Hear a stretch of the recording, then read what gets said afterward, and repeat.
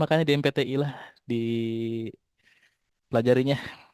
Ya, jadi sih nanti untuk UASnya jika sampai terpublish oke, hanya jadi draft plus Turnitin juga oke gitu ya. Minimal itu jadi draft jurnal plus ada cek plagiarismnya dengan nanti toolsnya pakai Turnitin. Nanti saya yang sediakan bisa Turnitin ya. Dan pakai baru-baru aja. Oke, Pak. Thank you. Yuk, yuk.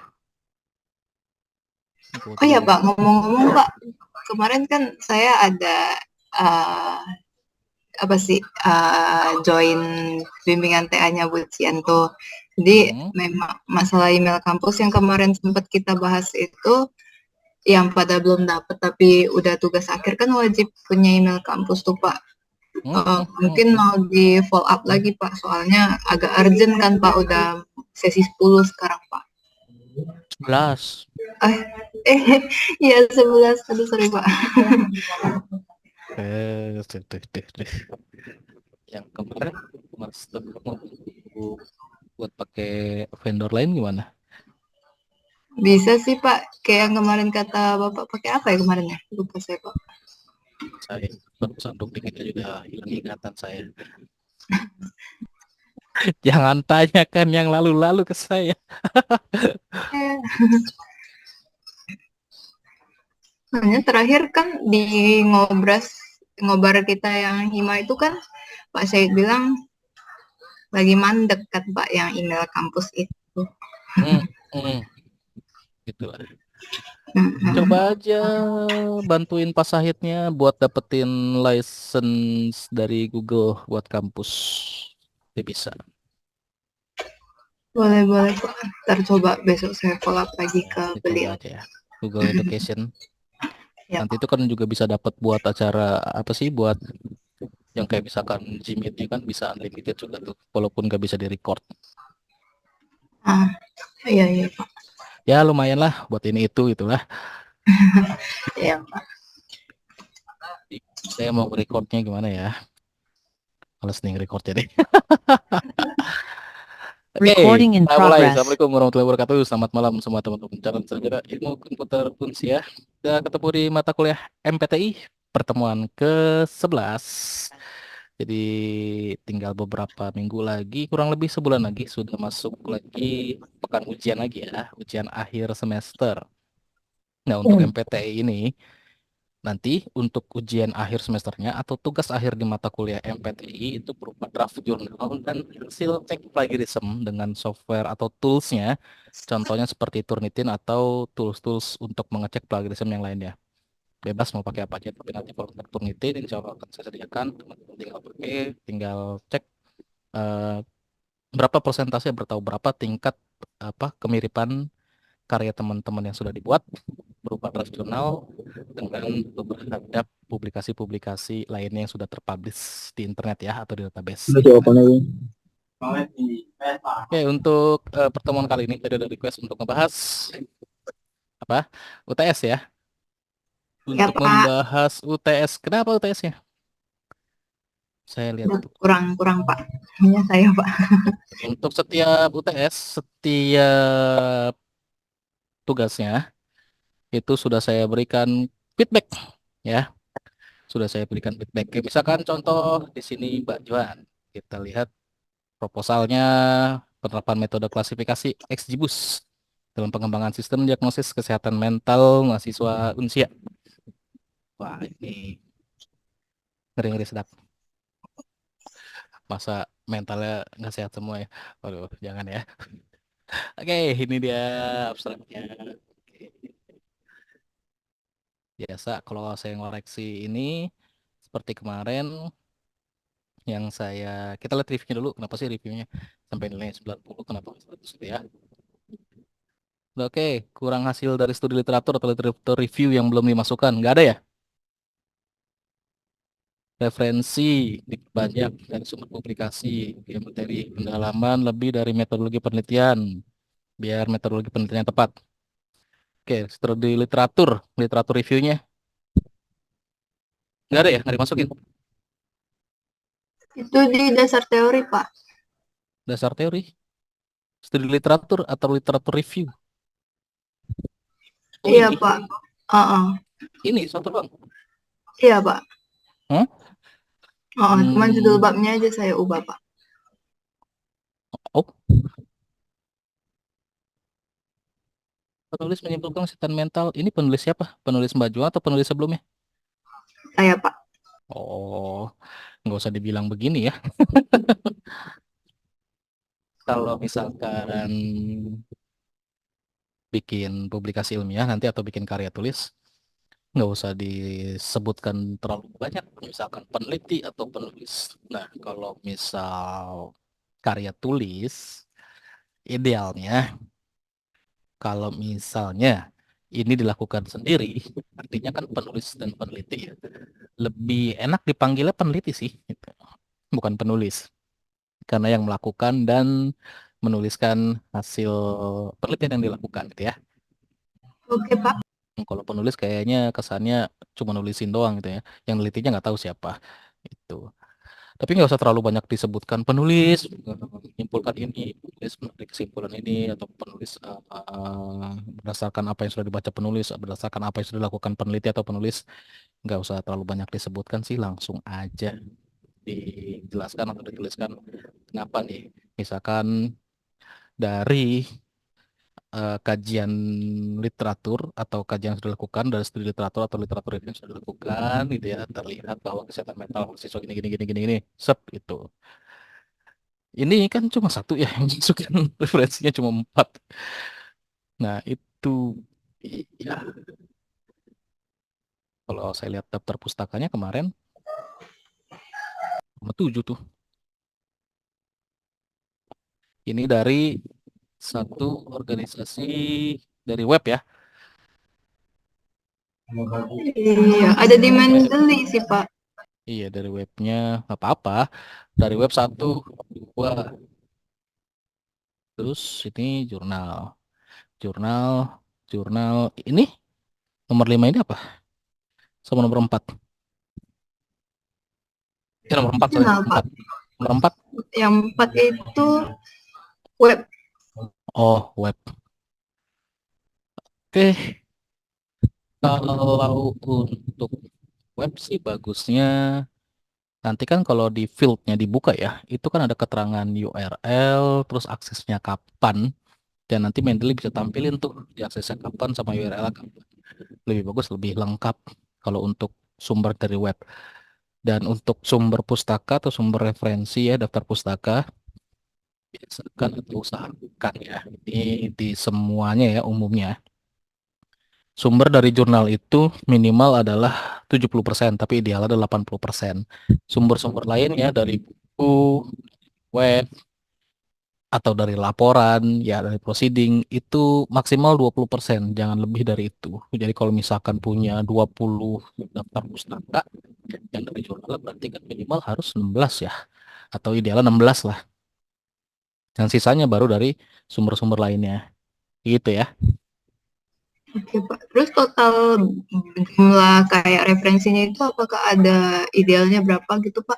Ada kalau kita mau publikasi ke jurnal bereputasi atau terakreditasi nasional ya, kayak terakreditasi Sinta. Rata-rata publisher atau editorial jurnalnya itu mencantumkan syarat daftar referensinya itu minimal kisaran 20 ke atas. 15 sih. 15 itu jarang sih. Ada yang 15. Tapi di bawah 15 saya jarang lihat. Jadi biasanya itu 15 ke atas ya kita spare aja 20. Makanya di mata kuliah ini kan waktu awal-awal tuh ada tugas saya minta teman-teman itu baca ya sorry cari dan review dah baca ya minimal itu 15 jurnal yang terkait dengan tema penelitian atau topik penelitian yang nanti rencananya mau diambil sebagai tugas akhirnya atau tema penelitian di tugas akhirnya biar dibiasakan seperti itu banyak referensi ya kan banyak masukan banyak materi jadi bisa lebih luas pemahamannya pendalamannya yang akhirnya nanti ide-idenya juga akan lebih banyak lagi tuh buat melakukan penelitian apa Minimal tuh yang kemarin tuh 15. Kalau nggak salah ada salah satu teman kita yang sampai dia ngelis itu 25 jurnal. Nah, itu oke tuh. Ya. Nah, jadi dari 15 itu baru teman-teman nanti filter lagi, saring lagi, sortir lagi, cari yang benar-benar terkait ya buat di review. Yang nanti akan dimasukkan ke sini, misalkan mau dimasukkan ke latar belakang boleh. Kalau saya tergantung dari template jurnal publikasinya tuh. Ada yang saya masukkan ke dalam latar belakang, ada di bab 2 tuh yang saya tuliskan nanti poinnya adalah literatur review atau studi literatur sebelum landasan-landasan teori lainnya atau definisi-definisi lainnya. Ya, terus ini yang next selanjutnya metodologi. Kalau kita lihat metodologi penelitiannya, dia mau pakai apa sih?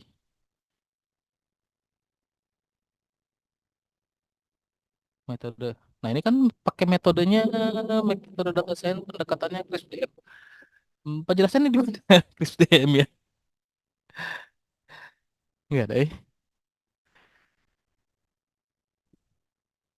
Nah, kalau misalkan sudah dibilang mau pakai metodologinya untuk metodologi penelitiannya CRISP DM ini, ya dijabarkan aja metodologi CRISP DM itu seperti apa. Kayak misalkan contoh, saya kebetulan ada yang pakai sama tuh data mining itu standar industri ya, standar metodologi industri data mining ya.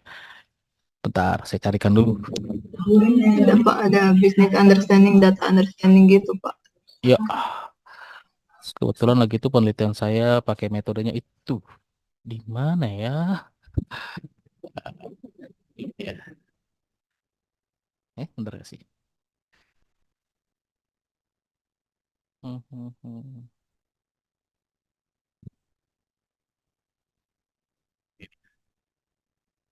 Nah, saya sharing lagi ya.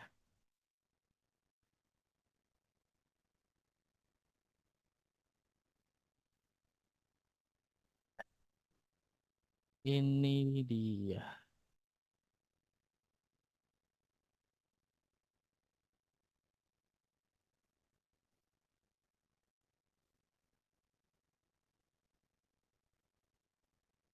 Nih, ya.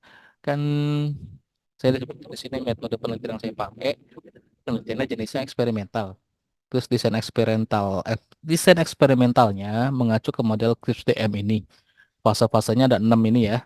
Fase-fasenya ada 6, modelnya seperti ini. Menurut gambar atau dari sumbernya seperti ini ya. Yang saya ambil dari referensi nomor 17 itu dari siapa ya? Oke, dari sebuah jurnal juga. Terus, mana dia?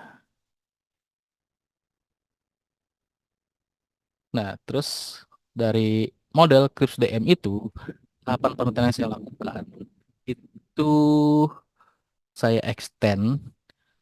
Jadi dari 6 fase ini, ya, ada extendnya yang itu adalah step tambahan untuk developer atau engineer-nya. Tuh, jadi totalnya ada 9. Terus saya jabarkan dari setiap step-step itu yang saya lakukan apa dari mulai tahap apa step pertama dari business understanding, technical understanding, terus sampai dengan tahap terakhir deployment itu saya tuliskan tuh apa yang mau saya lakukan atau akan saya lakukan di penelitian tersebut menggunakan metode penelitian dengan pendekatan CRISP-DM tersebut. Begitu, Mbak Joan. Jadi untuk metode penelitian, metodologi penelitian, itu kita menceritakan langkah-langkah penelitian kita itu seperti apa dengan modelnya dari mana atau pendekatannya dari mana gitu. Nah, di sini kan Mbak Juan bilangnya pakai kalau klasifikasi SGBus ini algoritmanya atau satu algoritma ya untuk pemrosesan datanya.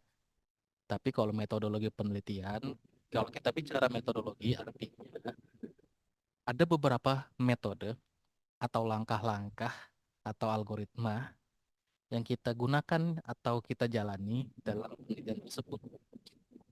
Dan itu semuanya saling terintegrasi atau jadi sistematika penelitian kita, artinya kegiatan penelitian yang kita lakukan dan itu dinamakan metodologi. Kalau misalkan Mbak Juan sudah bilang di sini tadi ada implementasi metode klasifikasi SGBOS sebagai pengembangan sistem diagnosisnya. Ini adalah metode pengolahan datanya, model klasifikasinya, tapi untuk langkah-langkah penelitiannya, Mbak Juan di sini pendekatannya adalah CRISP-DM. Bagusnya yang dijelaskan dari langkah-langkah penelitian ya di dalam metodologi penelitian adalah si pendekatan CRISP-DM ini seperti tadi contoh yang saya tampilkan ya. Jadi kelihatan jelas selama penelitian itu yang dilakukan itu apa aja.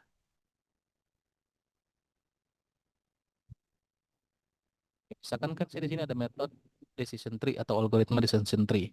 Nah, ini cuma jadi salah satu langkah penelitian yang saya lakukan, tapi bukan jadi keseluruhan langkah penelitian yang saya lakukan. Hanya salah satu stepnya aja dari penelitian saya yang saya lakukan itu. Yang lain-lainnya ya ada aktivitas lain yang saya lakukan di situ.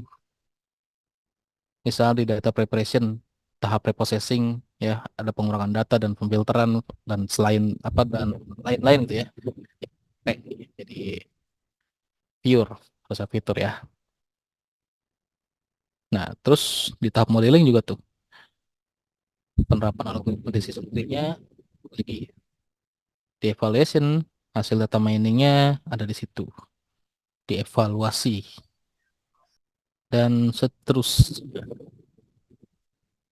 Eh, dapat gambaran, Mbak Juan? Iya, Pak. Tapi kalau buat misalnya ini proposal penelitian, berarti kan kita belum melakukan, berarti hanya berupa rancangan aja. Kira-kira gini yang akan dilakukan gitu ya, Pak. Betul, begitu.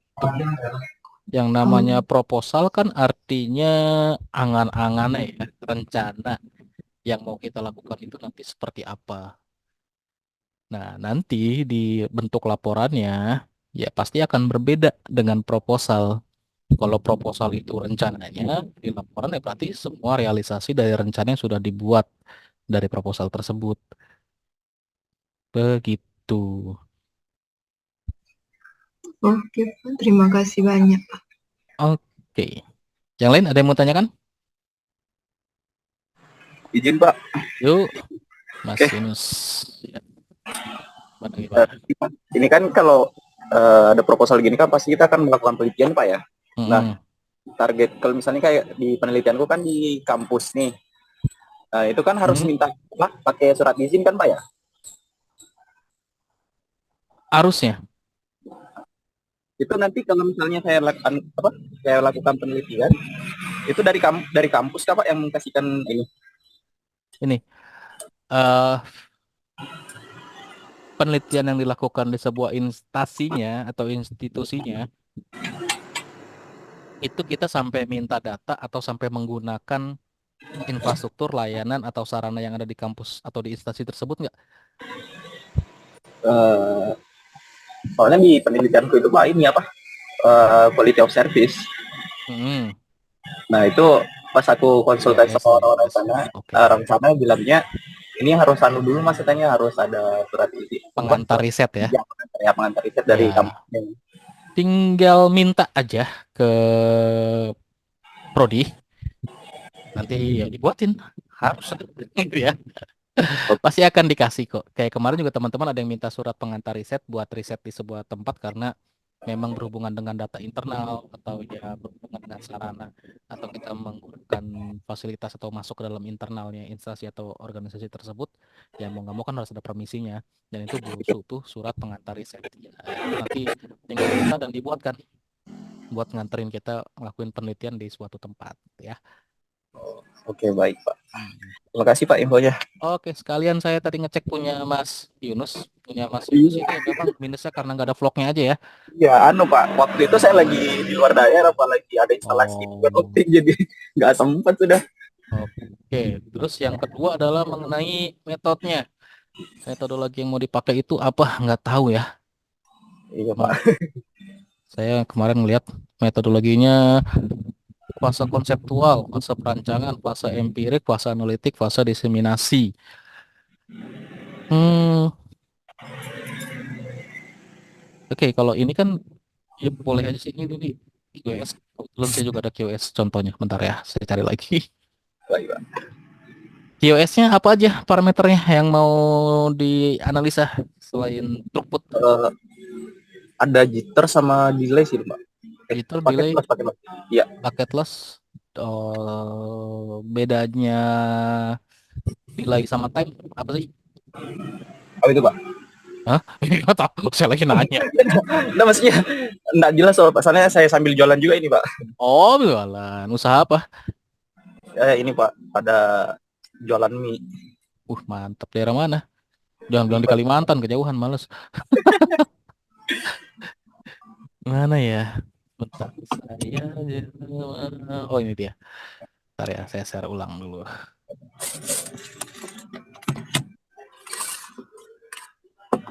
Nih, saya juga QoS nih. Tapi nggak saya sebutin judulnya QoS ya. Siapa? QoS jaringan wireless juga. Dan di sini metode yang saya pakai, saya nge-create metode sendiri. Metodologi penelitiannya. Metode penelitian itu, Mas Yunus juga sebenarnya bener juga. Tapi step-stepnya nggak kelihatan, bukan apa ya, bukan kayak aktivitas yang dilakukan lagi buat ngerjain tugas itu ngapain aja, tapi yang dalam penelitian itu apa yang dilakukan, itu metodenya. Nah, contoh kayak misalkan saya di sini juga saya nggak ada metodenya sendiri untuk QoS gitu, nggak ada rutin dan nggak cocok sama penelitian yang bisa lakuin. Jadi saya bikin tahapan penelitian sendiri, metodologi penelitian sendiri, ada 7 tahapan inti, terus saya bikin juga ada korelasinya gitu ya. Nah, kalau misalkan di sini dari 7 itu saya jabarkan mulai, terus ngapa-ngapain aja, terus QoS-nya saya ada di sini nih, QoS-nya nih, pengukurannya nih, ya. Terus saya analisa habis diukur. Terus yang diukur apa aja? Kalau saya waktu QoS yang saya ukur itu, ini saya juga ada implementasi pengukurannya. Saya kebetulan nguji atau nge-QoS jaringan wirelessnya berdasarkan konten multimedia. Jadi untuk metode atau langkah pengukurannya saya bagi besaran MLO. MLO itu multimedia learning object. Kalau nggak salah nih, saya juga lupa ini penelitian tahun kapan, udah lama banget. Terus eh, apa ya, dibagi-bagi tuh MLO-nya beberapa ukuran, saya bagi 5 contoh di sini. Terus bandwidth yang saya pakai juga beragam, dari mulai yang terkecil 28 kbps sampai 1 kbps atau 1 MB.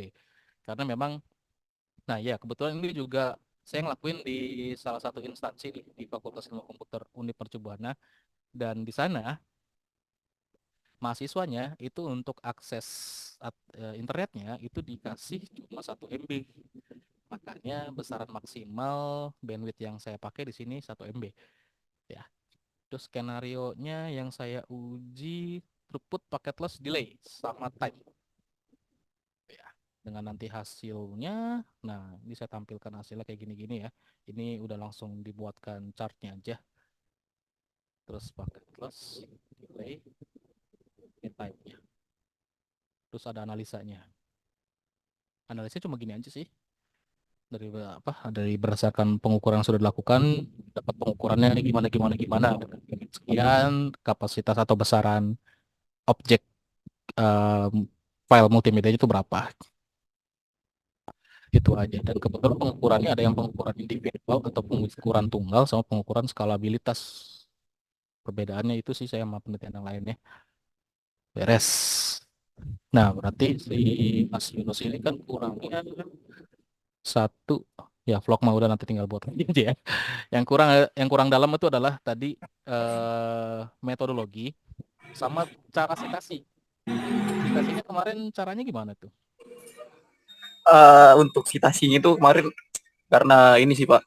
Karena saya enggak sempat kemarin itu, aku minta tolong sih sama adik saya. Citasinya formatnya nggak sesuai dengan format bidang ilmu engineering ya. Kalau Iya, Pak. bidang ilmu engineering, citasinya kita pakai formatnya IEEE untuk engineering, untuk engineer ya. Kita citasinya sebenarnya oke untuk rapot prongnya. Nah, untuk kayak gini-gini sudah udah oke, tapi memang formatnya aja yang belum sesuai. Makanya di sini saya kasih tanggapan atau feedback ya tuh. Citasinya butuh improve menggunakan tools. Kalau bisa untuk citasi itu kita pakai tools Mendeley. Kalau kita nggak pakai tools citasi, nanti ini si daftar pustaka ini kena dicek juga plagiarism. Kan orang formatnya sama semua seperti ini nih. Cuma gara-gara kita sama persis, ya memang format bakunya sudah seperti ini. Tapi ini kena plagiarism kan nggak enak ya. Ninggi-ninggiin tingkat kemiripan kita aja. Kayak gitu. Oke, Mas Ines. Oke Pak, makasih. Berarti nanti videonya saya bikin lagi ya Pak? Ya buat nanti UTS aja. Oke Buat siap Pak. UTS, buat UAS. Ya nanti kalau yang ada sampai publish minimal draft dan hasil cek plagiarismnya itu udah auto aku semuanya. Ini nilai hanya untuk nilai sementara aja untuk nilai UTS ya. Kalau nanti Oh, teman-teman ada yang sampai publish ya udah nggak saya lihat-lihat lagi, udah langsung saya kasih A. Berarti nilai ini saya up. Misalkan saat ini UTS-nya 75. Ya kalau nggak bisa menyentuh A ya UTS-nya kan harus saya modif atau saya up biar dapat nilai A. oke. Baik Pak. Tidak ada siapa yang chat, ada Mas Alpa. Mas Alpa itu ngumpulinnya di mana tanggal berapa nih? Oh, loh.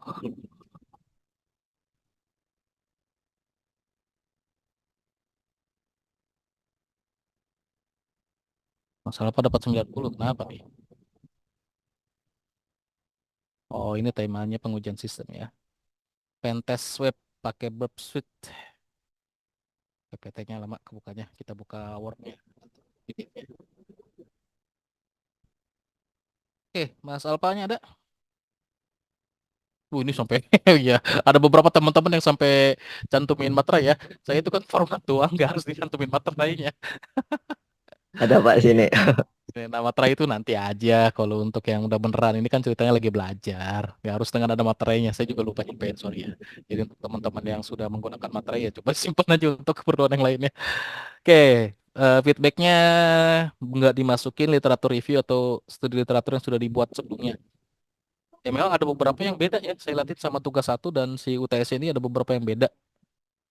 Jadi harusnya sih sebenarnya ini lanjut terus dari tugas yang pernah diberikan, terus lanjut jadi proposal ini. Sama yang kedua, referensinya, emang referensinya apa? Oh, cuma 5 doang yang dimasukin ya. Benar-benar cuma 5. Oke, itu aja sih nilai kurangnya. Kalau secara isinya, nih, teman-teman pastikan kalau buat abstrak itu nggak pertama dibuat ya. Jangan terkecoh dengan urutan pelaporan atau susunan sistematika penulisan. Abstrak memang ada di paling depan, tapi abstrak itu bukan yang pertama kita buat. Ini waktu itu kayaknya udah pernah sampainya. Abstrak itu yang terakhir kita buat setelah semuanya sudah selesai kita buat. Kalau proposal, kalau di proposal ya baru rencana ya. Kalau sudah rencananya disusun dengan matang, udah dibuat, baru abstraknya. Terus kalau penelitian, ya abstrak itu setelah selesai penelitian baru ada abstraknya. Karena di abstrak itu kan ada hasil penelitiannya, itu ya. Kalau secara isinya nggak ada masalah. Emang kurangnya cuma di hasil dari studi literatur atau literatur review yang nggak dimasukin. Belum dimasukin ya?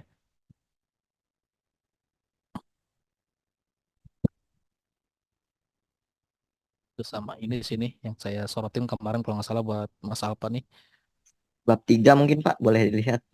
Nah, ini kan Mas Alpa bilang eh, tadi pakai verb suite-nya di batasan masalah. Ini kenapa nggak disebutin itu? Harusnya disebutin gitu ya. Dan penetrasi aplikasi webnya, apakah seluruh apps web yang dipakai masyarakat yang kita testing? Enggak kan? Nggak dipentes semuanya. Yang mau dipentes aplikasi web apa? Oh, jadi ini kan ada simulasi webnya gitu, yang dari web Hotswigger itu. Jadi kita nguji Hmm. web itu, dia ngasih lab tantangan, kita nggak tahu nih tantangannya apa. Nah, jadi kita benar melakukan pentest secara black box gitu. Nah, untuk Oke, untuk pembatasannya, kita memang hanya eh, dapat akses informasi URL-nya saja. ini kan sampel web ya. Iya, Nah, ada nanti ad- nanti ada gambarnya hmm, tuh kalau ada contoh-contoh gambarnya di bawah. ada. Nah, yang kayak tadi itu kalau memang penjelasannya ada, dituliskan ya. Karena pembaca itu nggak tahu kalau misalkan si penulis atau penelitinya nggak menjelaskan. Kayak saya tadi kan saya nggak tahu ya. Sama skenario-skenario tadi yang disebutkan sama Mas Alpa, itu kira-kira di tulisan ini ada nggak? Kayak misalkan Ada di bab 3-nya ada ya. ada Pak di Kita bab 3. lihat. Nah, itu tuh Nah, ada di sini gambar ya. muncul. Ya. Black box. Kok nggak dibilang verbnya di sini? Hanya itu ya. Terus oke, toolsnya pakai sweet, sweet, sweet, sweet.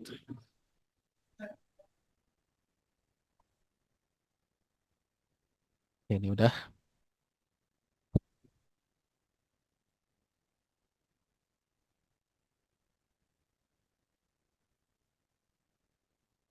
Oke, itu hasilnya.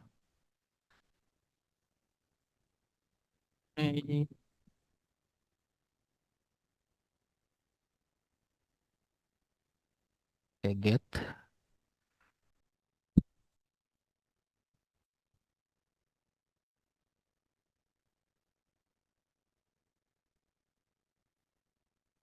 Ini penelitiannya berarti udah kelar malah ya.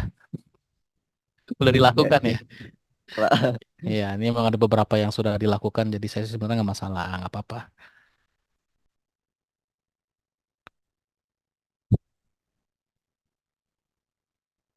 Nah, Mas Alpa mungkin masukannya nih, di metode penelitian ini kan bilang pakai metode eksperimental, pendekatannya pengujian penetrasi black box. Black box ini kan kayak apa ya?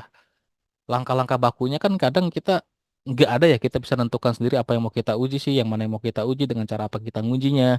Nah, kalau misalkan metode penelitian yang seperti itu dengan model eksperimental yang berdasarkan ya eksperimental si peneliti sendiri, dia mau menguji yang mana aja, itu dijelaskan aja di sini dan bagusnya memang dibuatkan diagram ya. Kayak contoh-contoh sebelumnya tadi kan selalu ada diagram, selalu ada kayak apa visualisasinya, minimal alur dari langkah penelitian yang mau kita lakukan yang itu jadi metodologi penelitian kita. Gitu Mas Alfa. Pak, terima kasih, Pak. Kayak misalkan ini kan metode penelitiannya terus ada tahapan prosesnya. Nah, ini mungkin bisa dijadikan kayak flow atau diagram contohnya yang seperti ini. Nih, eh mana dia? Eh, Bentar ya, lag laptop saya. Nah, misal contoh seperti ini kan ada tahapan step-stepnya dari langkah pertama, terus selanjutnya kayak gimana, terus ada lagi yang contoh kayak gini, dibikinin alur kayak misalkan pakai flow map ya, ya ada visualisasinya, baru di bawahnya ada penjelasannya. Kayak misalkan di sini contohnya kayak ada korelasi atau skenario lah. Misalkan metodenya apa, ini pakai apa, parameter kita yang kita adakan di situ untuk setiap tahap gimana dengan hasil yang mau kita capai itu apa aja. Contoh kalau di sini penjelasannya dengan korelasi. Kalau yang satu lagi ini deskripsi dari setiap masing-masing stepnya.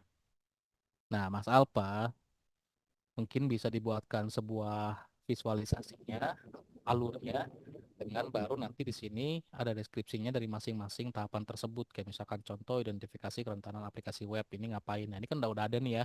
Tinggal ditambahkan aja visualisasinya untuk tahapan prosesnya. Seperti itu, Mas Alfa. Baik, Pak. Terima kasih, Pak. Oke, ada lagi yang mau di-review? Saya Pak, Siapa? Hah? saya Pak, Siapa nih saya namanya Pak, nih? Kok nggak saya kelihatan sih? Pak. Saya Nggak mau ada, nggak nanya muncul. Pak, Nggak hah? muncul, ini siapa? Ya Allah Pak, Oh, Ibul ini namanya. Di saya kok Ibul? hah? Hasbullah kok Pak? Ah, masa Ibul? Nanti saya kirim capture-nya dah. Hasbullah ini Pak, namanya Pak. Bener Ibul tuh, lihat tanya dah Mbak Joan. Namanya Ibul bukan yang muncul. Iya, nama Iya, saya diubah Pak. itu Pak. Ah, itu nama Hah? saya diubah itu. Your name is changed to Ibul. Ah, nama saya diganti Pak. Lah saya nggak ngapa-ngapain. Nama saya diubah itu. Oh iya udah diganti lagi deh. Aduh, ya Allah. Dah, terus apa masalahnya? Ya Allah. Nggak Pak, saya kan nilai saya kan 75 itu Pak. Itu karena video kan yang saya Wah lihat. salah tuh, Ya. harusnya nggak 75, 25. Ya gimana? Lanjut. Nggak, itu yang video saya awalnya kurang ngerti sih Pak. Saya kira Ibul nggak apa ada. eh Ibul nggak ada. apa Ya sih terus, namanya? terus saya sambil searching ya. Nggak ada. Di bawah Mas Yunus tadi saya. Hmm, di eh Tadi saya pikir bawah waktu kemarin Mas itu Yunus. Nggak ya ada. saya kemarin waktu yang bikin video itu saya berpikir ini Pak, udah kan vlog gitu ya.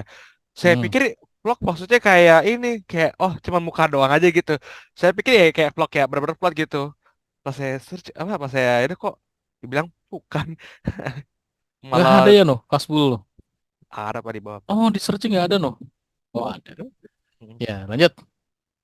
Itu sih terus sama apa lagi sih itu Pak, apa ya? Dan masukkan butuh pendalaman lebih dari metodologi penelitian. Itu maksudnya gimana tuh Pak? Jadi kayak saya bikin lebih detail lagi untuk bagian ininya, penelitian metode Oh. metode penelitiannya. Iya. Ntar ya. Hmm, ya Pak, Nih silakan Pak. teman-teman, tolong usahakan nanti kalau ngirim jawaban, selain dikirim lembar jawabannya, tapi filenya juga kalau bisa ditaruh aja di sini, gitu ya. Oh, Boleh baik yang Pak. seperti ini, nggak apa-apa. Boleh-boleh aja. Tapi lebih enak kalau misalkan di sininya ada nih. Kan kalau video YouTube juga bisa disertakan di sini ya, bisa apa sih? Tambah berkas, kan jenisnya ada tuh mau dokumen, mau video, Iya Pak. foto YouTube. Nah, ini ya. Ini salah satu contoh mahasiswa yang jangan diteladani. Bercanda. Iya. Kita lihat file proposalnya. Mana file proposalnya? Tuh kan nyusahin kan kita kalau mau ngecek harus bukain drive-nya terus ngeliat ke sini. Coba kalau kayak yang lain kan saya tinggal buka di situ ya enak banget ya. Random Forest, prediksi kebutuhan nutrisi ternak pada produksi perikanan dan produksi Dan perikanan. produksi jadi ada dua Pak. Jadi Memprediksi. ada bikin prediksi nutrisi ternak sama juga produksi perikanan. Prediksi produksi perikanan. Jadi ada dua saya Pak. Bahasa Inggris abstrak ya. Ingat ya, bikin abstrak satu paragraf. Baik Pak. Latar belakang. Oh, latar belakangnya singkat sekali, saudara-saudara. eh, eh, saya lupa. Saya pernah nge-share cara bikin latar belakang nggak? Kayaknya saya ingat pernah dibahas di Vicon sih Pak. Terus saya bikinin kayak dokumen contohnya nggak? Ada ditunjukin Pak. Ada Contohnya ya? sih ada sih waktu yang Bapak ngirim ininya, template-nya ada kayaknya deh. MPTI. Coba saya lihat daripada saya lupa kan. Maaf ya. Dan minta saya ingat segala hal. Pokoknya yang kemarin saya ngomong juga lupa lah pokoknya. Oh, nggak ada ya? Oh, nggak ada. Nggak ada. Oke, saya kirimin dulu ya. Cara bikin latar belakang. Mana dia?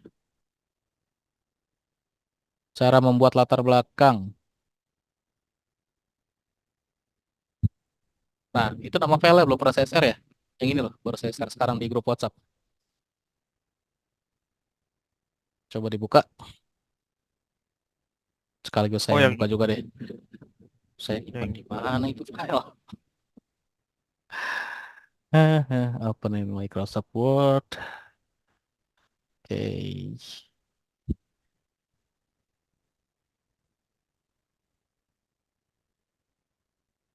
Cara membuat latar belakang. Mana dia? Mana sih file? Oh, ini ya. Nah, ini sebenarnya ada 5 ini yang cuma intinya aja ya. Latar belakang itu banyak kalau mau kita tambahkan lagi. Di situ saya tidak masukkan identifikasi masalah sama perumusan masalah. Karena biasanya di beberapa format penulisan ada yang dipisah tuh. Ya, ada yang dipisah. Jadi ada masalah yang secara generalnya, secara umumnya yang mendasari itu dibahas di latar belakang. Terus nanti ada poin lagi identifikasi. Jadi buat lebih menspesifikkan masalahnya. Terus ada lagi namanya perumusan masalah dengan merubah masalah-masalah yang sudah diidentifikasi dirubah ke dalam bentuk pertanyaan sebagai pertanyaan kepada si penelitinya mau ngapain di penelitiannya, apa yang diangkat masalahnya dan gimana mau cara menyelesaikannya dengan mengharapkan hasil apa. Biasanya seperti itu. Dan itu ada di modul yang baru aja di-share di pertemuan 10 kemarin. Ada yang baca? Coba saya tanya, ada yang baca nggak modulnya?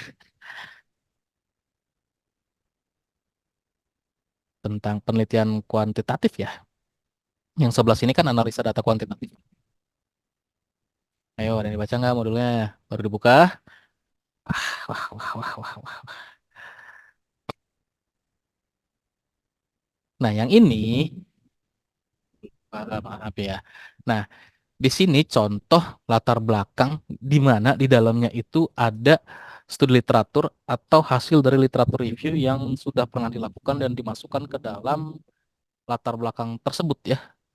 Makanya di sini tuh langkah-langkahnya nih setiap kita bikin latar belakang atau pendahuluan cari dulu tren ya atau data dari topik penelitian yang akan kita lakukan karena kita nggak bisa kalau kita ya apalagi yang ada di rumpun ilmu komputer matematika atau sains kalau nggak ada data itu jangan pernah bicara atau jangan pernah ngomong apa yang kita sampaikan harus dari data atau punya data kenapa ada yang tahu nggak sebelum saya lanjut ke review punya si Mas Hasbi ini?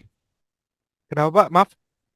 Nah, kalau di rumpun ilmu sains, kalau nggak punya data atau kalau nggak ada datanya, jangan pernah berbicara atau menyampaikan sesuatu. Ada yang tahu alasannya?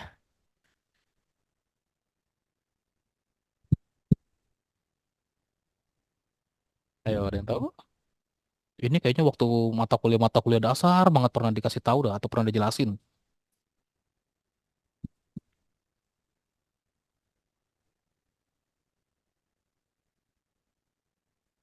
Ayo, semester depan, semester besok, ya semester berikutnya, udah pada ngambil TA, udah mau lulus, sudah mau jadi sarjana komputer ya. Eskomnya sarjana komputer ya, bukan sarjana kobam ya. Itu bercanda, salah satu bercandaan yang saya dapatkan di kampus lain ya, sama teman-teman mahasiswa yang lain tuh. Balik lagi ke sini. Apa maksudnya yang tadi saya sampaikan? Kalau kita di bidang sains, ya bidang ilmu komputer, matematika gitu ya, itu kan bidang sains ya. Kalau tidak ada datanya atau tidak punya datanya, jangan pernah berbicara atau menyampaikan sebuah atau suatu informasi. Kenapa? Alasannya, ya anggap aja contohnya pada saat di sidang ada yang nanya begitu. Kira-kira jawabnya apa? Kayak misalkan contohnya udah bikin penelitian judulnya keren banget gitu, latar belakangnya bagus, keren banget. Terus ditanya, emang tren atau data dari tema atau topik penelitian yang kamu lakukan itu seperti apa? Ada pertanyaan kayak gitu. Apa yang kita lakukan atau apa yang mau kita jawab atau kita mau sampaikan sebagai jawaban kita atas pertanyaan itu? Dari 10 partisipan mahasiswa 11-nya saya gitu. Masa tidak ada yang bisa menjawab nih? Bukannya nggak Kenapa, bisa Pak? jawabnya, kalau malu nih. Wah, pertanyaan udah diulang 3 kali, euy. Aduh, aduh, aduh, Karena aduh, data aduh. sama dengan bukti. Ya nggak, Pak? Siapa nih yang jawab nih? Cewek sih pasti yang jawab tuh bukan laki ya. Iya, Mas saya, Pak. Hamna lagi. Mbak Hamna ya. Sorry. Data sama dengan bukti. Betul. Ada lagi?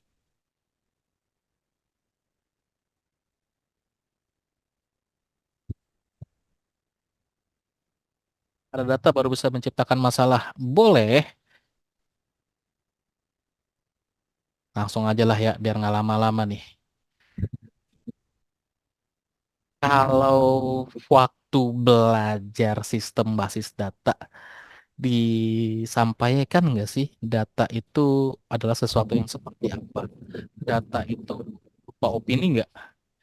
Data itu berupa opini atau fakta? Fakta Pak. Fakta. Kalau fakta, diragukan nggak kebenarannya? Nggak bisa. Karena ada Bisa fakta. ya. Kalau opini, Ya itu apakah pasti benar? boleh diragukan. Oh, Nggak selalu. iya. Karena bisa dari beda point of view. Betul. Terus kalau data itu harus nyata nggak sih? Kalau misalkan teori gimana tuh Pak? Teori itu bukan data. Nggak, maksudnya datanya itu masih kayak apa yang ngomongnya ya?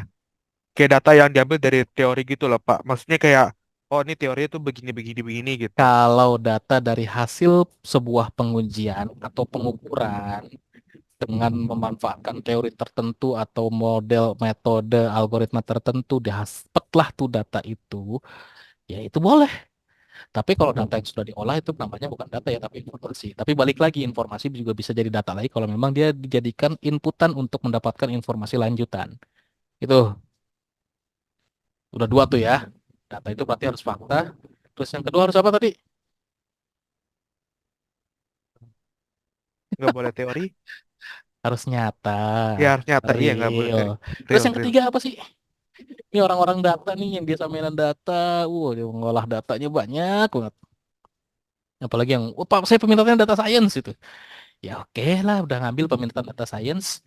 Tapi kita ke esensi data dulu yang utama data itu. Ya ada tiga tuh esensi utamanya data tuh. Tadi udah saya sebutkan dua. Data yang pertama fakta. Yang Kedua kedua data real. nyata atau real. Yang ketiga Akurat. akurat, sama satu lagi tuh nanti sama kayak apa ya? Fakta atau sama sih dia. Akuratnya mungkin lebih tepatnya kalau kita sebut relevan, sesuai dengan keadaan sekarang. Kalau saya bilang populasi Indonesia berjumlah 200 juta jiwa di tahun 2005. Harus up to date. Tadi saya bilang di tahun 2025. 2005. 2005. Lamaan, Pak. Ya itu dulu contohnya. Tahun 2005 populasi Indonesia 200 juta. Itu saya sampaikan. Populasi Indonesia pada tahun 2005 adalah sebesar atau sebanyak 200 juta jiwa. Pembuktiannya Pak maksudnya apa gimana? Ya saya sampaikan seperti itu ke orang-orang gitu. Tidak relevan. Berdasarkan apa? Kalau kita nggak cantumkan timelinenya, nggak relevan. Tapi kalau kita cantumkan timelinenya, Harusnya relevan. udah baca belum modul yang pertemuan 11? Belum, Pak. Belum, Ada Pak. di situ, dibaca ya. Data-data penelitian, variabel penelitian, terus banyak banget yang dibahas tuh di modul 11 itu, dibaca habis ini ya. Nah, kita jadi tadi saya sampaikan, kalau nggak punya data atau pegangan jawaban dari nanti apa yang mau kita lakukan, dan itu juga nanti bisa jadi pertanyaan, ngapain sih nggak ngelakuin penelitian itu, ya jangan pernah bicara itu. Tadi ada satu penelitian yang bagus banget tuh, ada data-datanya tuh, saya lupa siapa ya yang saya buka tadi. Dia sebutkan ini, data sekian persen segala macam, tapi memang referensinya nggak ada. Mas Hendro, ada kali nggak orangnya, kayaknya ada nih Mas Hendro di sini. Ah, ini ada nih. Ya, ini bagus nih. Banyak data-data dari tren penelitiannya. Kita coba open ya, kita buka ya.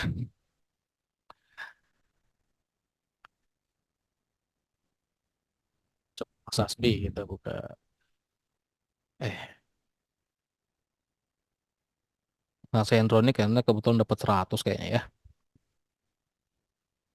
Nah, ini dia.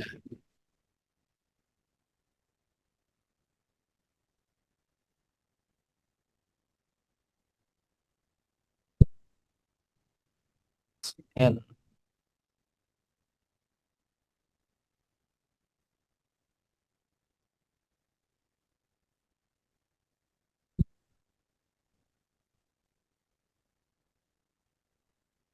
Nih, sayangnya ini nggak ada referensinya nih.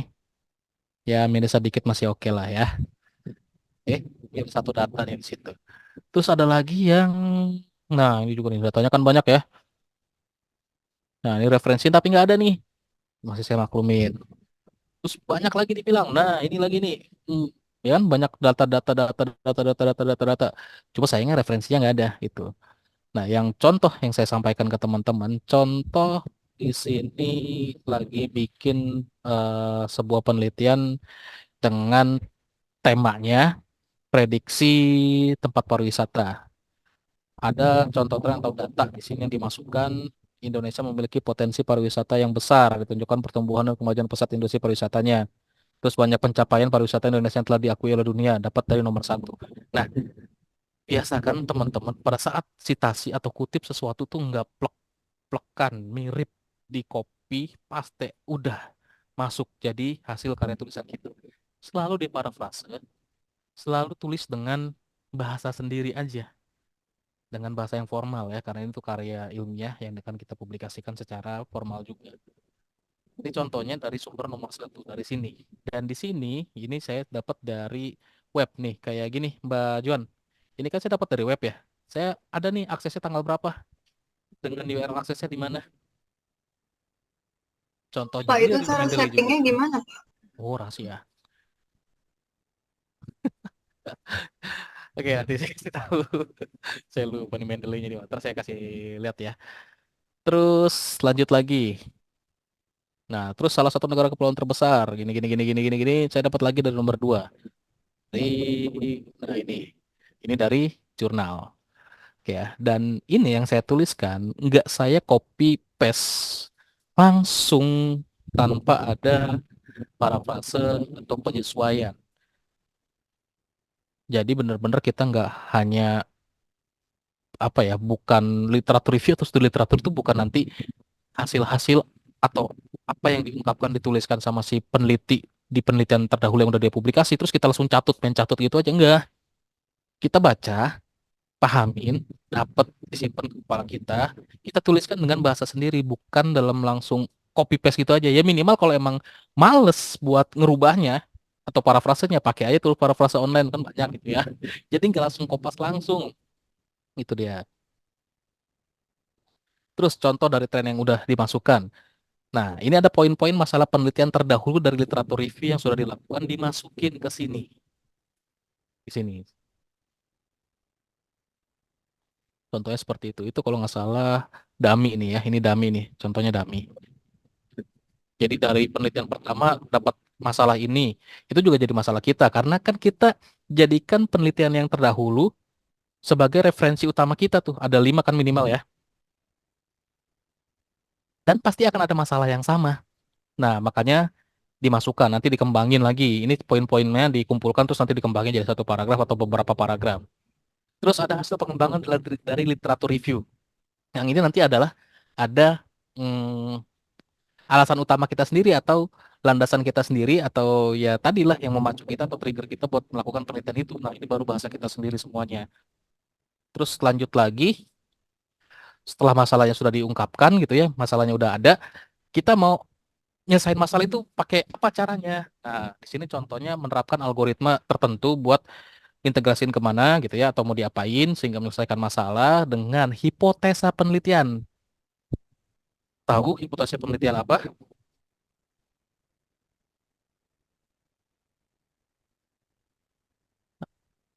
Hipotesa penelitian itu kalau di proposal atau di format penulisan tuh namanya apa tuh?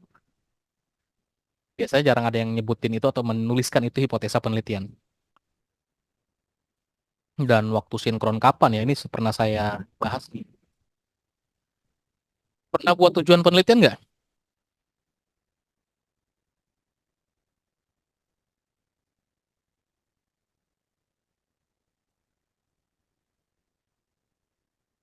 Lu, Pak Juan lagi di double zoom nih, kasihan nih yang lain nih. Hipotesa penelitian itu sama dengan tujuan penelitian. Tujuan penelitian dan hipotesa penelitian itu sama. Artinya jawaban sementara yang kita harapkan akan menjadi penyelesaian dari masalah-masalah yang ada yang jadi alasan penelitian kita. Di mana jawaban realnya atau implementasi penyelesaian masalah yang benar-benar itu adanya di kesimpulan. Kalau tujuan itu adalah harapan penyelesaian masalahnya, kesimpulan adalah realisasi penyelesaian masalahnya.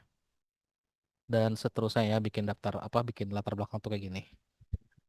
Oke, udah paham cara bikin latar belakang? Jadi bikin latar belakang itu nggak hanya langsung jebret tiba-tiba cuma ada satu baris atau satu kalimat atau satu paragraf. Latar belakang itu kalau kita ibaratkan itu intinya penelitian di situ.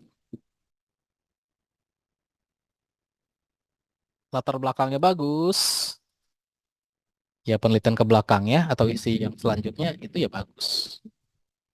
Oh ini ya. Oke, Mas Asbi. Kalau Mas Hasbi di sini lihat nih, perikanan dan peternakan merupakan sektor vital dalam memenuhi kebutuhan pangan global dan mendukung ekonomi berkelanjutan. Masalahnya itu, Apa Pak? iya masalahnya itu emang. Maaf Pak, tadi saya baru baru balik Pak. Maaf Pak, tadi orang Ah, tua manggil. besar. Tadi isi Nggak, latar kalau belakang apaan aja coba? yang apa? Maaf. Isi latar belakang emang apaan aja? Duh, tadi Tadi. panggil. Ya, Tadi ada, tadi saya ada lihat kok. Tadi saya ada lihat Pak. nanti dibaca lagi ini ya. Oke. Iya Pak. Terus kita ke punya Mas Hasbi. Nah, ini kan ada latar belakang nih ya. Latar belakang itu kan yang melatar belakangi atau alasan kita melakukan penelitian.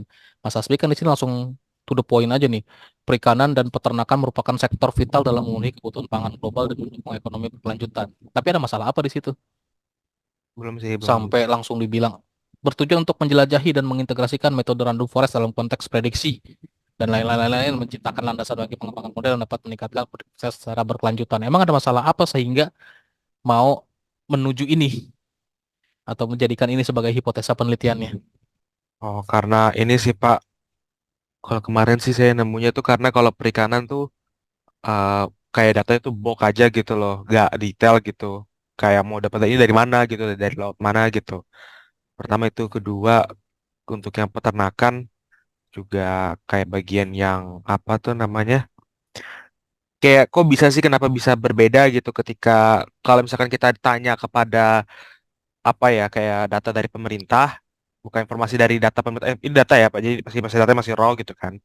Dari pemerintah itu ada nemu gitu. Tapi tiap bulan beda gitu. Sedangkan ketika saya nanya apa melakukan research nanya pribadi kepada saudara-saudara saya yang kerja sebagai owner dari beberapa peternakan gitu, mereka semua selalu sama Pak gitu loh. Selalu semua sama gitu kayak oh belinya harus segini-segini, harus 10% dari berat tubuhnya, bla bla bla gitu. Lebih detail lagi Pak, tapi pembeliannya selalu sama. Sedangkan kalau data dari pemerintah tiap bulan dari tiap desa, kabupaten atau kota itu beda-beda Pak per bulannya. Sedangkan yang tadi pribadi sama angkanya.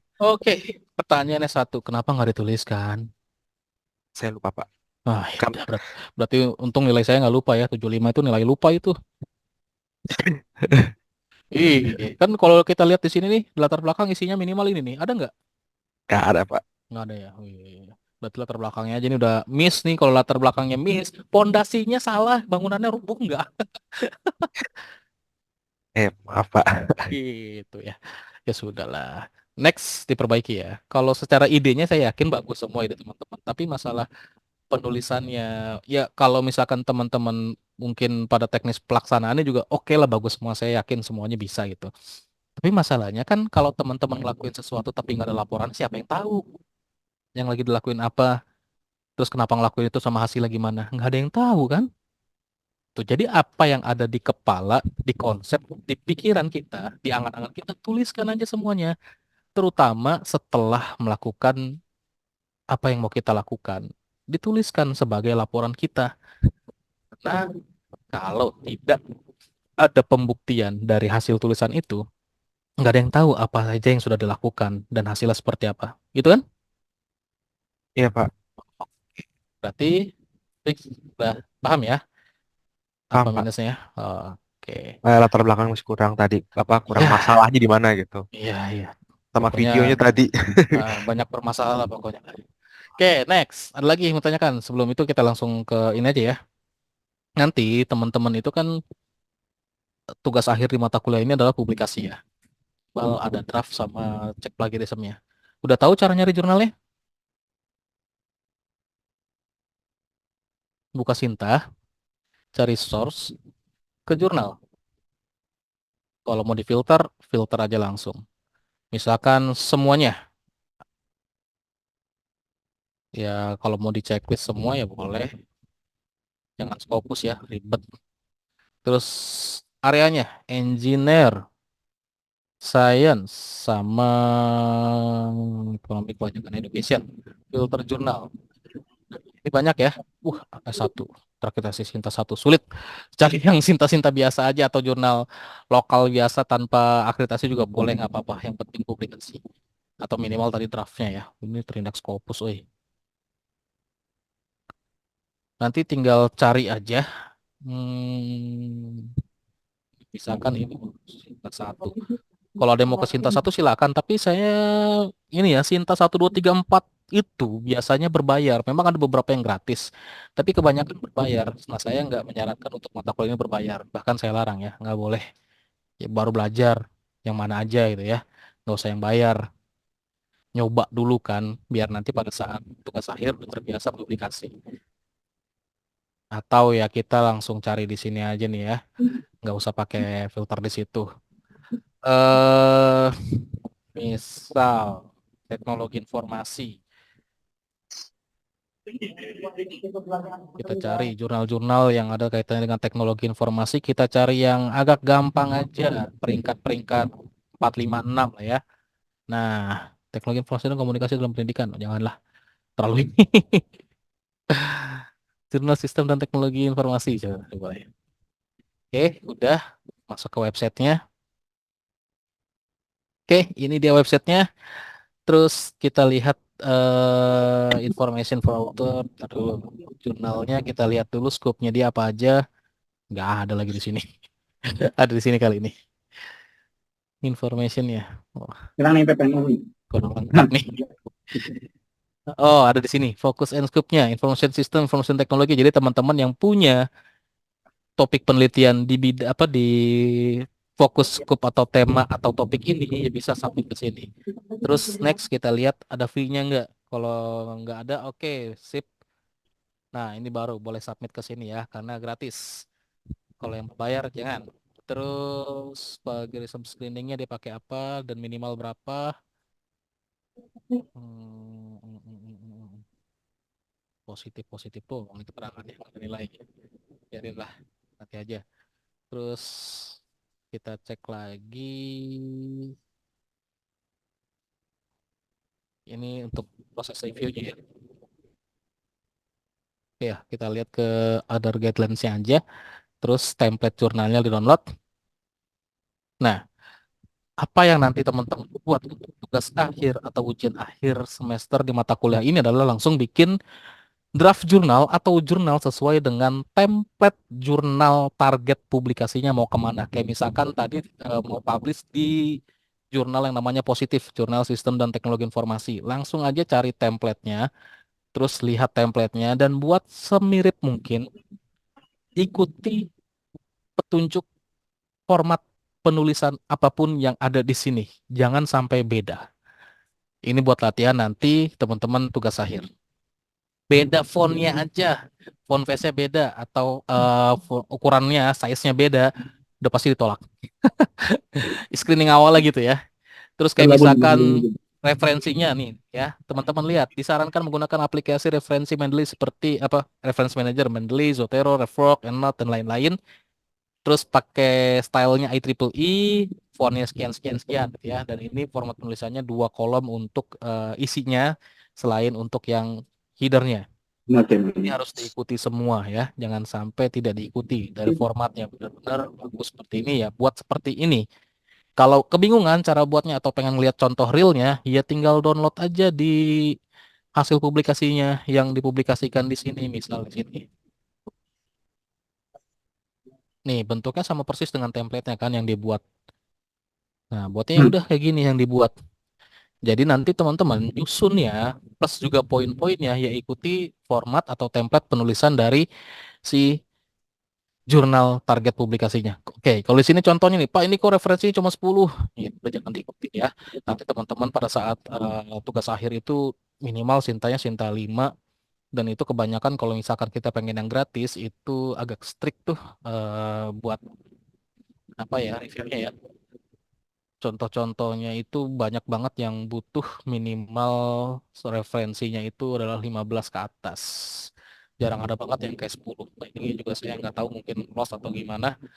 Tapi kalau untuk publikasi ke jurnal ke salah satu apa ke jurnal-jurnal yang terakreditasi atau bereputasi ya, terakreditasi kayak gitu, itu mereka punya satu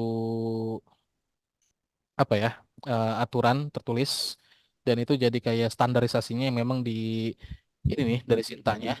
Jadi minimal referensi dari setiap publikasi atau karya tulis itu ada berapa gitu. Misalkan 15 ya. Itu yang nanti harus diikutin oleh setiap penulis atau peneliti yang mau mempublikasikan karya ilmiahnya.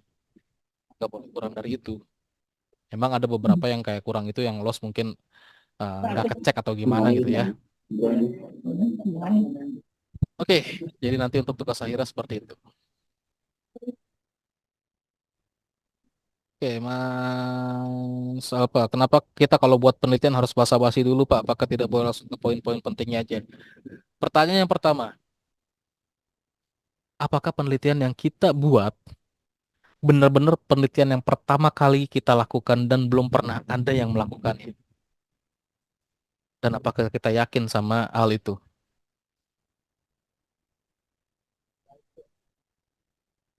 Enggak, Pak.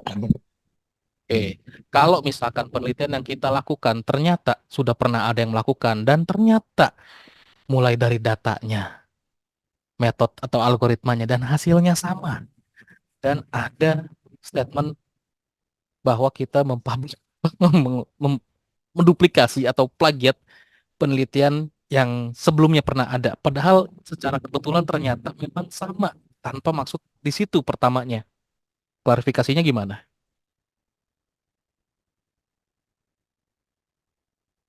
Bisa klarifikasinya kalau misalkan kita punya studi literatur atau literatur review. Pada saat kita studi literatur atau literatur review, mungkin penelitian itu nggak jadi penelitian yang sudah dipublikasikan yang masuk ke dalam list review kita. Jadi pada saat kita melakukan ternyata sama, ya kita nggak tahu gitu kan. Kita sudah melakukan literatur review atau studi literatur atau kajian penelitian terdahulu, ternyata nggak ada tuh dia.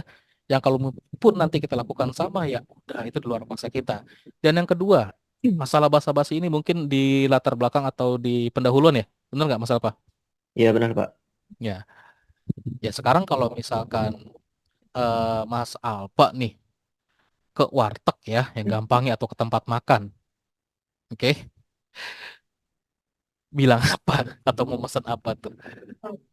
Manggil siapa? Manggil yang punya warteg. Iya, atau ke pelayannya ya, atau ke siapapun ya. Menyampaikan apa sih? Pesan makan. Pesanan Iya, pesan makan itu karena kenapa sih? mau makan. Iya, ada tujuan yang ingin dilakukan kan di situ ya. Iya, Pak. Iya. Kalau misalkan kita datang ke warteg, kita duduk aja tanpa ngomong apa-apa. Terjadi apa tuh kira-kira? Kelaparan. Hah? Disuruh beli, Pak, disuruh beli. Diguyur. Kalau gak ditimpuk pakai batu es ya. Lu ngapain duduk aja gitu. Ya begitulah. Jadi kalau Tapi kita kan gimana? tapi kan kadang, Pak, kalau mau ngetik basa-basi itu kadang udah kehabisan kata-katanya dulu, Pak. Bingung mau lanjutinnya apa Ah, gitu. makanya saya menyarankan atau membiasakan teman-teman itu untuk baca jurnal biar banyak ilmu basa-basinya. Kan orang itu pada sama tuh. Setiap jurnal pasti akan ada banyak basa-basinya gitu ya. Kayak misalkan contoh nih, ini dia judulnya apa nih? Kalau masih masih kelihatan kan ya, pemanfaatan metode Agile Development dalam sistem informasi kepegawaian di Institut Asia Malang. Kenapa enggak dia langsung jabarkan aja? Emang gimana sih si Agile Development ini di sistem informasi kepegawaian di apa Institut Asia Malang itu? Tapi kok malah ada pendahuluan segala, lu ngapain sih nulis pendahuluan gitu? Pengen lihat langsung isinya gitu. Oke, ada isinya, tapi dari isi itu dia jelasin dulu ngapain dia bikin itu gitu. Kenapa? Ada masalah apa sih? Ya sama kayak kita misalkan mau melakukan sesuatu, kalau nggak ada alasannya ngapain kita ngelakuin itu? Dan alasannya harus kita utarakan. Kenapa? Ya biar orang tahu nih orang ngapain. Oh, ada alasannya ternyata. Oh, ada yang mendorong dia melakukan itu. Dan itu dituliskan. Kalau nggak dituliskan, orang lain gimana taunya kalau misalkan kayak saya nih kita lagi ada sesi sinkron seperti ini saya bisa nanya langsung tapi kalau pembaca-pembaca yang lain nanyanya ke Mas Alpanya gimana Nggak bisa, Pak. Nggak bisa nanya. itu dia tiba-tiba ada tulisan pengen pentes web gitu ngapain nih orang pentes web emang ada kenapa alasannya apa gitu kan tiba-tiba ngelakuin pentes web aja tanpa ada alasannya kenapa ngapain gitu pentes web itu nggak dijabarkan gitu kan orang nggak tahu ini mau ngapain orang apa yang mau dituju sih gitu bingung juga kan Itu dia, semua pasti akan ada pendahuluannya sebelum apa yang mau dilakukan dan menghasilkan apa. Gitu Mas Alpa ya. Baik, Pak. Terima kasih, Pak. Oke. Ada lagi yang mau tanyakan? Pak, untuk tugas sebelum UAS kita ngapain, Pak? Hah? Sebelum UAS langsung progres cari.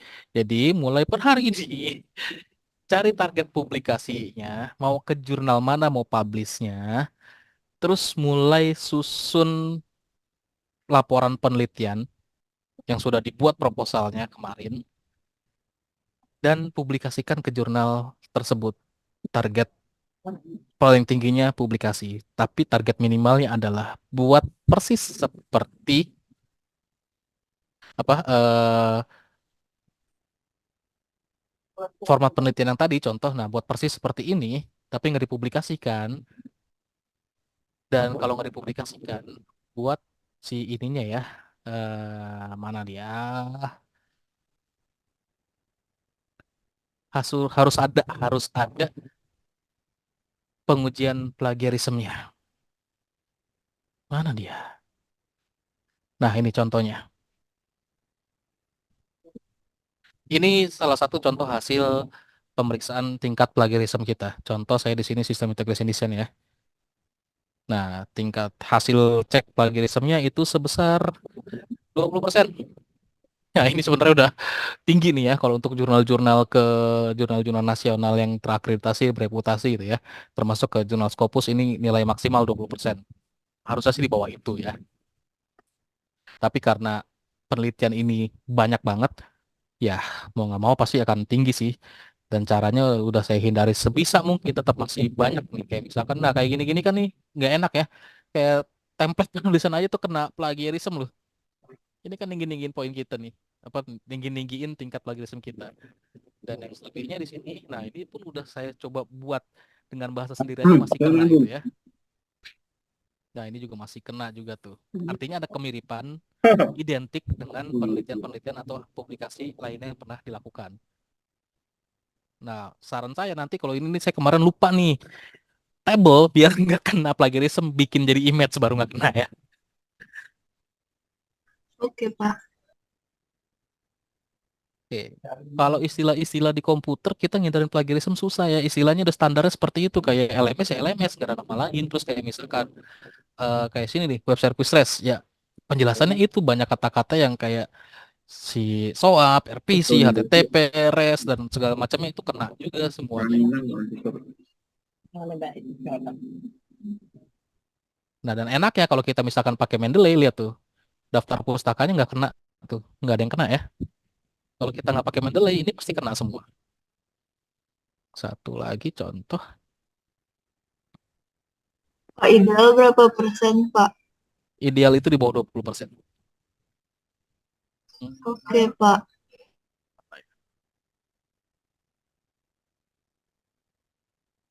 Eh,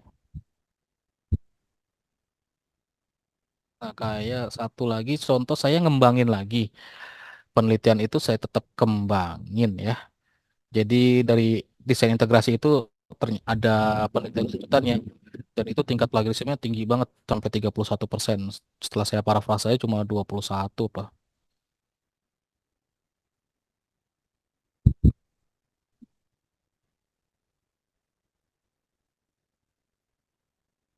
Nah, nih judulnya beda. Saya kenanya adalah di publikasi saya sendiri. Tingginya 26% dari publikasi saya sendiri.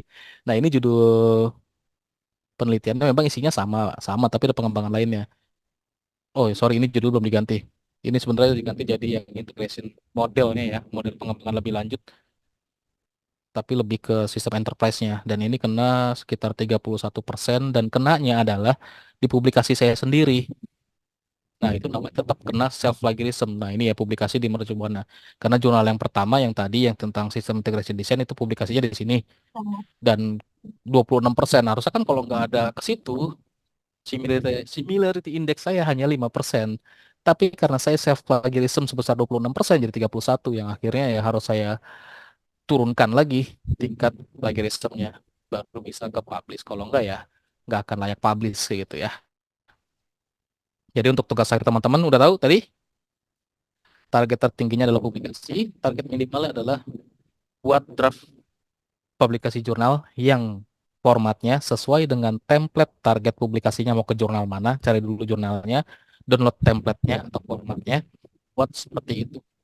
Lalu sertakan juga hasil cek plagiarismnya dengan tools apapun, ya bebas, yang familiar adalah Turnitin.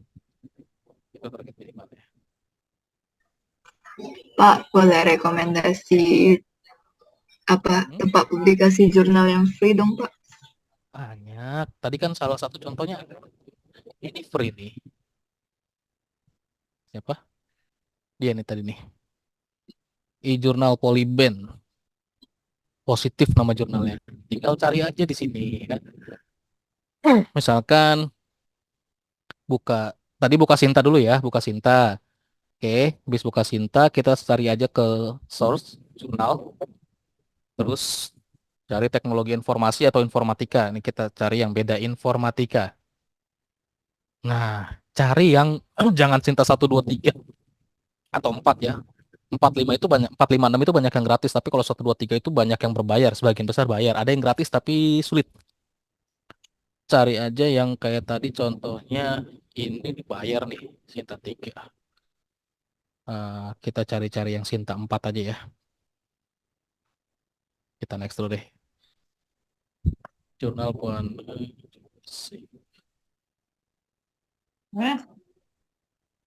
Ini banyak, nanti tinggal cari aja yang mana lah. Contoh ini Jurnal Sains dan Informatika.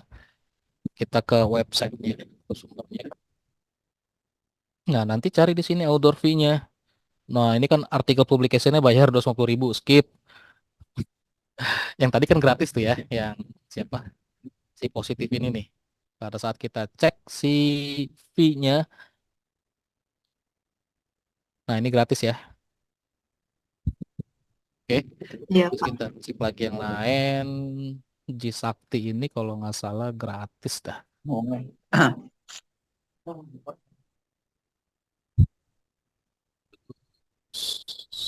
Kita cek di mana dia. About, ini dia. Outdoor fee. Nah, ini gratis ya. Sampai fast track-nya aja gratis. Terakreditasi Sinta 4 lagi. Bisa jadi referensi nanti pada saat untuk tugas akhir. Kan tugas akhir minimal Sinta 5. Oke, tinggal searching-searching aja yang gratis yang mana. Carinya di mana? Carinya di Sinta ya. Tinggal masukin aja keywordnya apa, atau mau pakai filter ya silakan.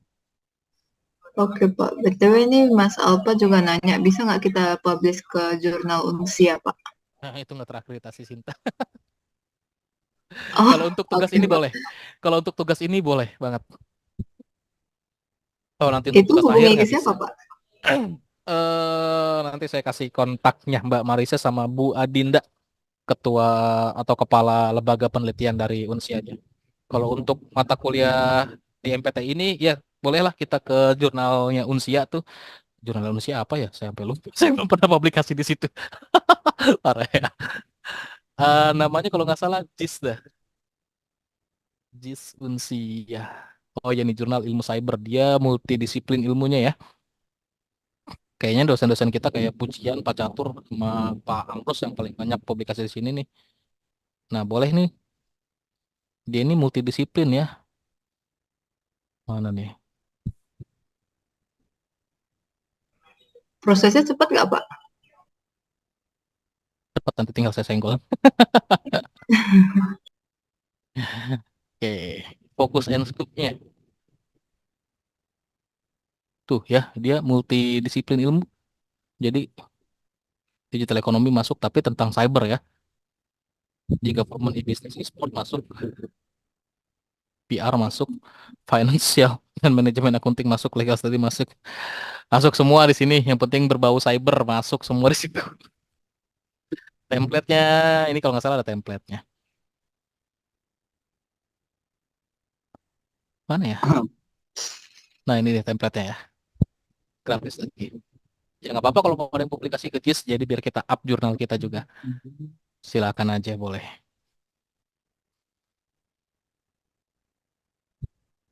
Cyber security masuk. yang berbau-bau dengan cyber itu masuk ke si JIS itu. Oke, ada lagi mau tanyakan sebelum kita akhiri?